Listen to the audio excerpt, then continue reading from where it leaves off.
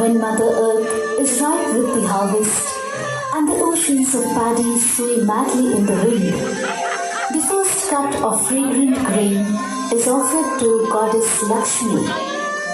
A jubilant community sings and dances at the prospect of renewed prosperity.